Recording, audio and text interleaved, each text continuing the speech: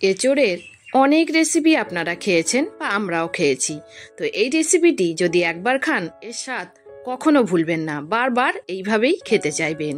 তো চলুন দেখে নেওয়া যাক। তার জন্য প্রথমেই আমাদের গাছেরই এঁচোড়, এর আমি অর্ধেকটা রান্না করব, কেটে ফিরে আসছি। আশা করি সকলেই খুব ভালো আছেন। সিম্পলি উর্মিতে আপনাদের সকলকে স্বাগত রইল।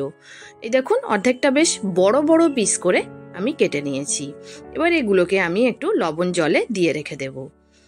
ভালো করে ধুয়ে নিয়ে এবার একটা প্রেসার কুকারে জল অলরেডি দিয়ে নিয়েছি। এবার একটু হলুদ আর একটু লবণ দিয়ে এঁচড়গুলো দিয়ে একটা সিটি লাগিয়ে নেব। জাস্ট একটা সিটি লাগানো হয়ে গেলে, সিগন্যাল মিটে গেলেই এবার এর জলটা ঝরিয়ে নেব।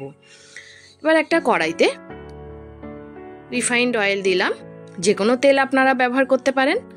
এবার আমি বড় বড় করে আলু কেটে রেখেছিলাম দুটো, সেই আলুর টুকরোগুলোকে আমি ভালো করে ভেজে নেব। এতে একটু দেব লবণ আর হলুদ, তাহলে কালারটা বেশ ভালো আসবে। আর একটু লো ফ্লেমে করেই ভেজে নেব, যাতে আলুটা বেশ 70% মতো সিদ্ধ হয়ে যায়। ভাজা হয়ে গেছে, এবার আমি তুলে নেব।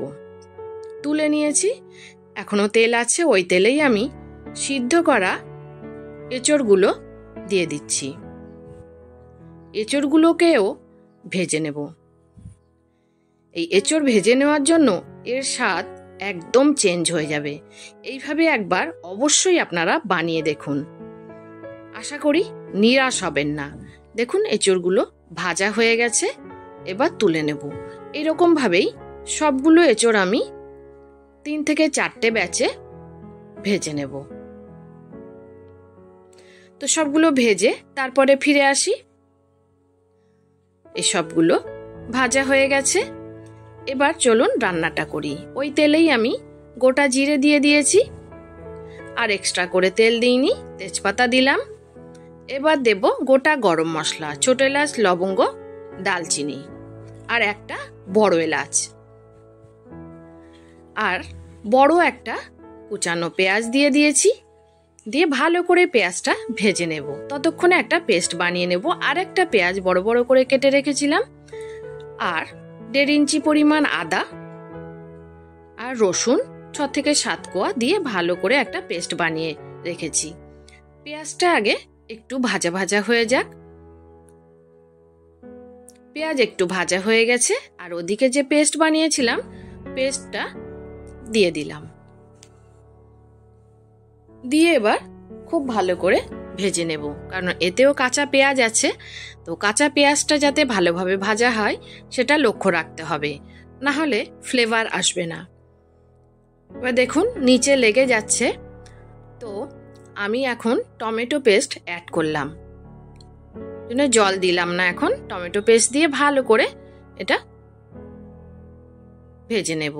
আর লবণ দিলাম পরিমাণ মতো, আর পরিমাণ মতো হলুদ গুঁড়ো দিয়ে খুব ভালো করে মশলাটা কষিয়ে নিতে হবে, যাতে মশলার কাঁচা গন্ধ একদমই না থাকে।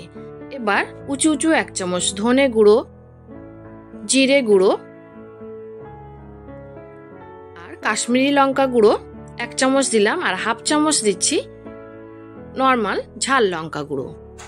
এবার এগুলোকে খুব ভালো করে আমি ভেজে নেব। সামান্য একটু জল দিয়েছিলাম, যেটা স্কিপ হয়ে গেছে, আবার একটু জল দিলাম, তাহলে মশলাগুলো খুব সুন্দরভাবে কষানো হবে। এবার এর থেকে যতক্ষণ না তেল ছেড়ে দিচ্ছে ততক্ষণ অবধি কষাতে হবে। এবার অল্প একটু চিনি দিলাম মশলাতে, টেস্টের ব্যালেন্সের জন্য। দেখুন মশলা থেকে তেল ছেড়ে দিচ্ছে, কড়াইতে আর লেগে যাচ্ছে না মশলা। একটু ক্লোজ আপে করে দেখিয়ে দিলাম। মশলাটা এমনই হবে। ওই সময়ে আমি আলুগুলো অ্যাড করে দেব। আলুগুলো দিয়ে আবারও ওই মশলার সাথে খুব ভালো করে কষিয়ে নেব। যেহেতু কাঁঠালটা একদম সিদ্ধ, ওই জন্য আলুটাও পুরো সিদ্ধ করে নিতে হবে এই কষানোর সময়। এবার এর থেকেও একদম তেল ছেড়ে দেবে, ততক্ষণ অবধি কষাতে হবে। ওর জন্য একটু জলও দিয়েছি, যাতে সিদ্ধও হবে, কষানোটা ভালো হবে। দেখুন তেল ছেড়ে দিয়েছে, বোঝাই যাচ্ছে। এখনই দিয়ে দিলাম ভেজে রাখা কাঁঠালগুলো বা এঁচড়গুলো। এই ভাজার জন্য এটা একদম ঘেটে যাবে না, আর খেতে দারুণ লাগবে। একদম মাটনের থেকে কোনো অংশেই কম না। এবার খুব ভালো করে কষিয়ে নিয়ে লো ফ্লেমে তারপরে গরম জল অ্যাড করলাম। যেমন ঝোল খেতে পছন্দ করেন সেই রকম ঝোল আপনারা ব্যবহার করতে পারেন। আমার খুব বেশি পাতলা ঝোল ভালো লাগে না, ওই জন্য আমি একটু মিডিয়াম গোছের রাখবো। এবার ঝোলটা ফুটে উঠলেই ঢাকনা বন্ধ করে মিনিট 7 রান্না করে নেব। ঢাকনা খুলে নিলাম 5 মিনিট পরে। এবার আমি লবণটা চেক করেছিলাম, একটু কম আছে, ওই জন্য একটু লবণ দিলাম। আর দেব গরম মশলা গুঁড়ো, ঘরে তৈরি করা গরম মশলা গুঁড়ো আমি ব্যবহার করলাম, ছোট এলাচ, লবঙ্গ, ডালচিনি। এবার অবশেষে 1 চামচ ঘি দিয়েছি। এই ঘি দিলে আলাদা একটা টেস্ট সংযোজন হবে।